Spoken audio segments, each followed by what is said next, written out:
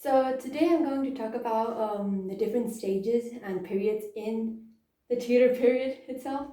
I'm going to go through each individual monarch and basically talk a bit, like a quick summary of each period. It's not going to be in a lot of detail, but yeah, and I'm going to use pictures, so that's something new that I'm trying out. Well, first I'm going to look at Henry VII. Well, Henry VII, he was the first of the Tudor monarchs. He reigned from 1485 to 1509. So let's look at the first period. The first period was rebellions, looking for stability, consolidation, going from 1485 to 1487. This right here is Lovell, from the Lovell and Stafford Rebellion. It's which represents the 2-year period Henry had to not fight, but basically try to consolidate his power in just 2 years, because after all, he had just defeated Richard III, a monarch that had been really unpopular, but he had killed a monarch in battle. So he had to really work towards his improvement of, he had to really consolidate the image of the monarch. And for that, he faced some threats. So these 2 first years were kind of shaky. And the next period, 1487 to 1499, actual consolidation. Here is Perkin Warbeck. If you know anything about this period, you'll know he was one of the pretenders to the throne. The other one was Simnel, who was in 1487, but Warbeck was a huge threat going from 1491 to 1499, his execution. This period actually starts after the Battle of Stoke, where Simnel is defeated. Well, in this period, Henry uses attainders and other methods of controlling his reign and establishing a successful regime. His foreign policy is kind of stable. He doesn't do much. The economy is good. So it's just a period of consolidating the power of the monarch. And generally stability in England. There was not that much going on. Economy was good. Foreign policy was good, like I said, and religion in the whole of Henry VII's reign was not that big a deal. So that's that. Then the next and final period stage of Henry VII's reign is paranoia. Here is Elizabeth of York. That's Henry VII's wife. She would go on to die in 1503, the year after the death of Henry VII's son, in 1502, Arthur, the heir to the throne. So that really shook Henry, because he was now left without an heir and without a wife to produce more heirs. Of course, he had Prince Henry, who would go on to be Henry VIII, but that really weakened his position. And there were a series of deaths, and because he was really paranoid with this period, he started using more radical methods to control his country, passing a lot of attainders, a lot of bonds, recognizes. Basically, the last few years were kind of tyrannical in a way, because he was just paranoid about everything. He thought someone was going to attack him, he would die, and he wanted to establish a successful succession. So he was just really paranoid, and that really classified the final period from 1499 to 1509, his death. The next monarch is the famous Henry VIII. Henry VIII reigned from 1509 to 1547, and well, he's, I think, the most famous out of all the Tudor monarchs, because his reign, so many things happened, the 6 wives, the wars with France. It was just crazy. So I'm going to get into it in a bit of detail now. So the first period, I don't really have a picture for it, is 1509 to 1515, more conciliar government. It's a period of stability, trying to consolidate his power. Of course, he didn't really have to worry about establishing a monarchy, or a dynasty, because his father had done that. It was already the Tudor dynasty, but it's just he had to consolidate his own rule. It was kind of peaceful. There was a war with France, but that was the war, but that was pretty much it. That was the only real piece of foreign policy. Economy was good. Yeah, that's pretty much it. Then the next big period, and possibly my favorite out of all of Henry VIII's reign, the Age of Wolsey. Wolsey was Henry VIII's chief minister from 1515 to his fall in 1529.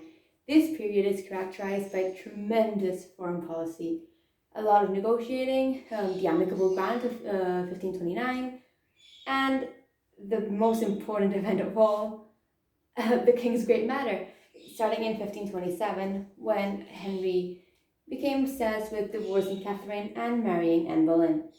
Wolsey played a key part as chief minister, and Wolsey deserves a whole video because he was this ultra Rex, an amazing character. But yeah, Wolsey was key. He was doing everything. He was a king in all but name, and he really pulled the strings behind everything. But because his failure to achieve the King's Great Matter by 1529, he fell from power, got sent back to York, and was called to London to stand trial, which would have possibly led to his execution, but he died on the way. So that was Wolsey.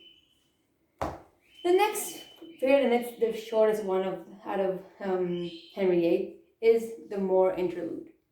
This is Thomas More, another of the next chief minister. He had power from 1529 to 1532, where he quit after the Act of Succession that stated that Act of Supremacy, or an act, a religious act. I forgot. But he quit because of religious reasons. In this period, what really characterized it was the King's Great Matter. By December 1532, so kind of after More, Henry managed to get Anne Boleyn pregnant. So by this time, it was kind of everything was resolving, and again, not much happened during this period because it was just a couple of years. So that's it. And then the next big chunk of time in Henry VIII's reign was Thomas Cromwell. Again, it's Thomas Wolsey, Thomas More, Thomas Cromwell. When in doubt, it's either Henry or Thomas. So Thomas Cromwell, well, this period going from 1532 to 1539 or 1540, but the beginning is characterized by the King's Great Matter, and in this period under Cromwell, the whole divorce, all the closure of the monasteries, basically huge religious change. Again, some foreign policy, but not as much as when Wolsey was in power. And the Pilgrimage of Grace was when Cromwell was in power, and it was just a period of religious reforms. The economy was starting to get really bad because of all the wars and constant debasement of the coin. And by 1539, Henry realized that Cromwell was being too manipulative, too Protestant, so he fell from power, got executed. More did get executed too. In this period, more quit, that's why Cromwell came to power. And in 1534, under the Act of Treason, More got executed, and Cromwell would get executed in 1540, but he technically fell from power in 1539. Then, the last period of Henry's reign, going from 1539 to 1547, is just back to Privy Council and conciliar government. This right here is James V of Scotland, representing how foreign policy again came back during this period. Events in the foreign policy that you may know is the Battle of Solway Moss, the Treaty of Greenwich, and the rough wooing in Scotland, more control in Ireland. It's a period of foreign policy. And the Third French War, and again, economic disaster because Henry had to fund the war somehow. So he debased the coin, leaving the country in more chaos. So yeah, that was the last period of Henry's reign. During this period, he married Anne of Cleves, Catherine Howard, and Catherine Parr. All the three wives, Catherine of Aragon was in 1509, I think, and Anne Boleyn was in 1533, early 1533, and then Jane Seymour was 1536. So those were previous important wives. Then after 1540, this marriage of Anne of Cleves, the wives are not really that relevant, but again, the wives deserve a video of their own. And that is the end of Henry VIII. By the end of his reign, the country is steering into Protestantism, and here comes his son, Edward. You can't see it. There we go. Edward VI, the Boy King. He's named the Boy King because he came to the throne when he was just 9 years old and died a few years later, 6 years later, when he was just 15. So that's why the Boy King, maybe even the Sickly King, because he died from disease. He was sick and he died. And he was really an extreme, not him, he was Protestant. He was educated to believe in Protestantism, but the more radical Protestant areas came from his government. So first we have Somerset. He is in power from 1549. Edward reigns from 1547 to 1553. Somerset is in power, his protectorate, from 1547 to 1549, 1550, that period. Well, it's kind of dictatorial, imposing Protestantism, and in 1549 was a chaotic year, the year of the rebellions. I think there were 17 rebellions in this period. That was not good. He had really not that much of a hold on power. And in 1549, 1550, he got thrown out by Northumberland, starting the next period of Edward VI's reign, Northumberland's rule. He was there. This is Northumberland. He was there in 1549-50 to the end of his reign, 1553, and he came to power because he actually overthrew Somerset. By the way, Somerset had taken Edward to Windsor Castle and kept him there and managed to avoid execution, but then he tried to rebel against Northumberland in 1552 and got executed then.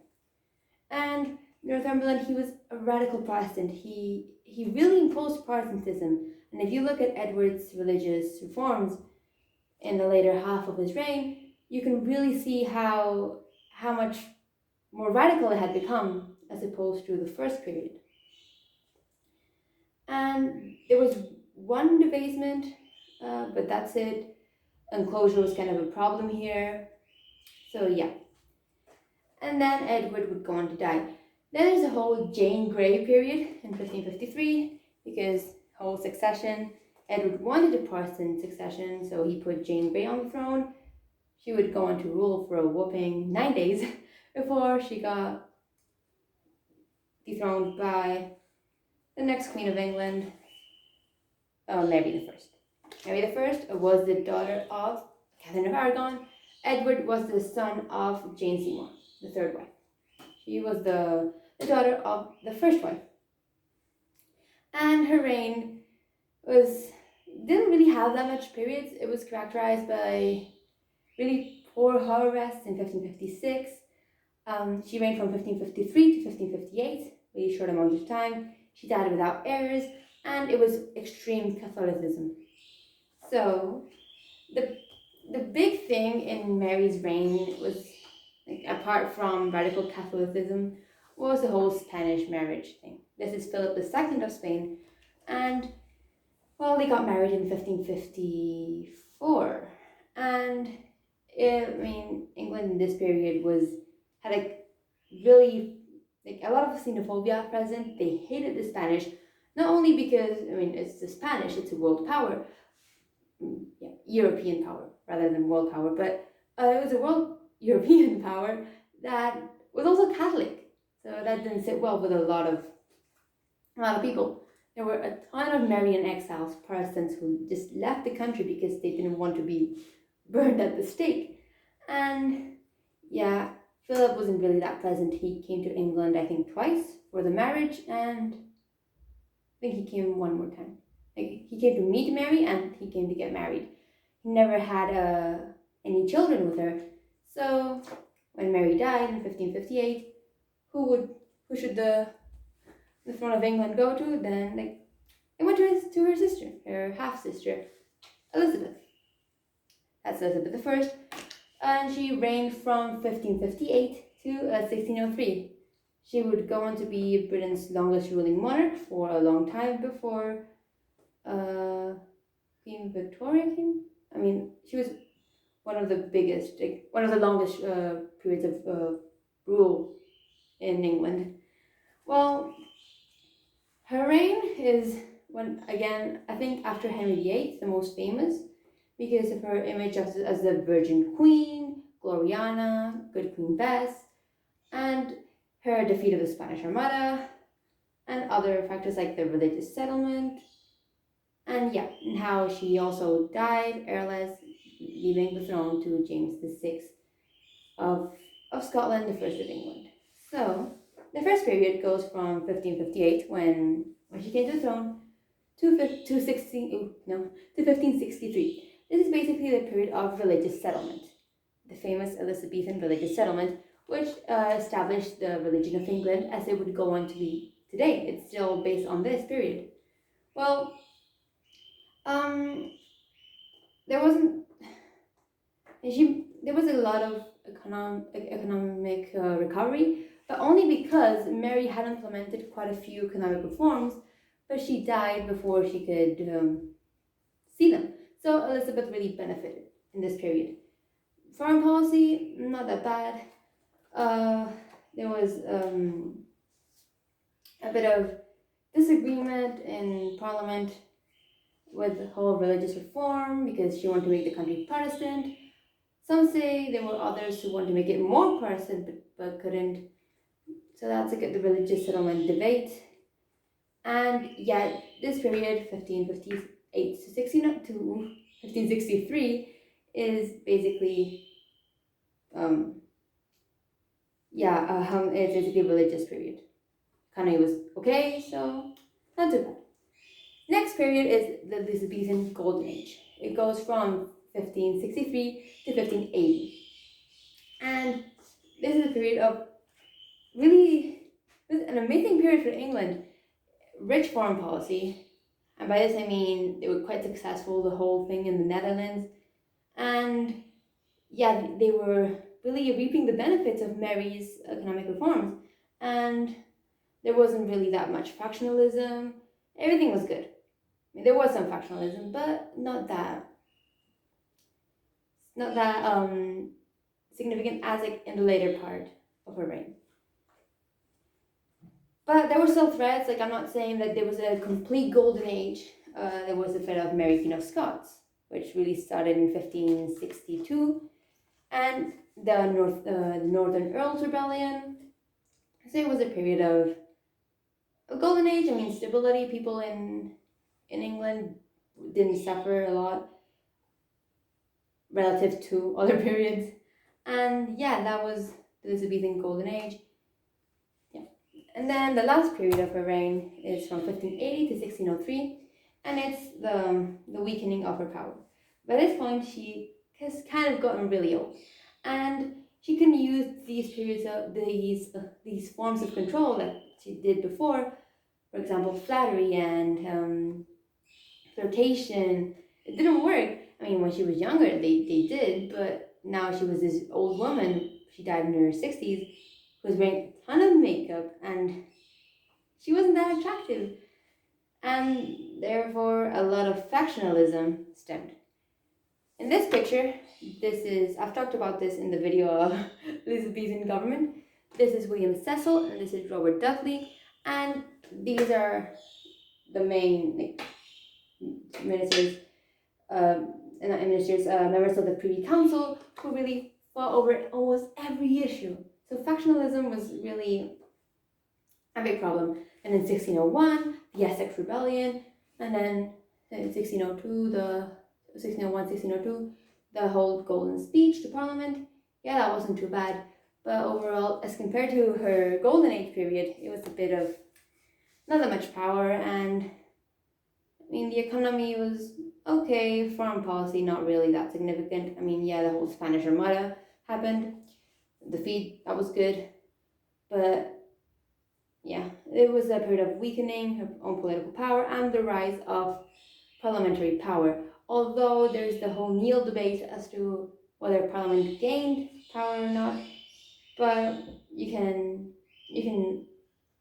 like it wasn't as she didn't have such an ironclad hold on her government as she had done previously.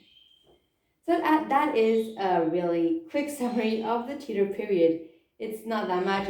It's really divided into different sections, and I mean each individual monarch is really complicated. There's not a simple monarch. Maybe the easiest one is Jane Grey because she was there for 9 days, although she never got crowned. But you have to look at Henry VII, how he had his main goal was to establish a dynasty. Henry VIII, his main goal was to military glory and establish have an heir and keep his succession. Edward VI, yeah, to keep Protestantism maybe.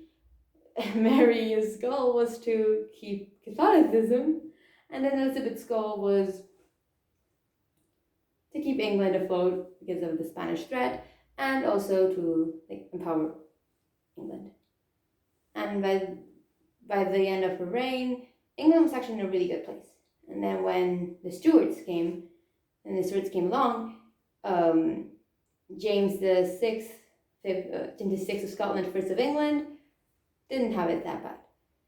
So yeah, that's pretty much it. It's a really quick summary, and it's an overview of the entire Tudor period. So yeah, thank you for watching.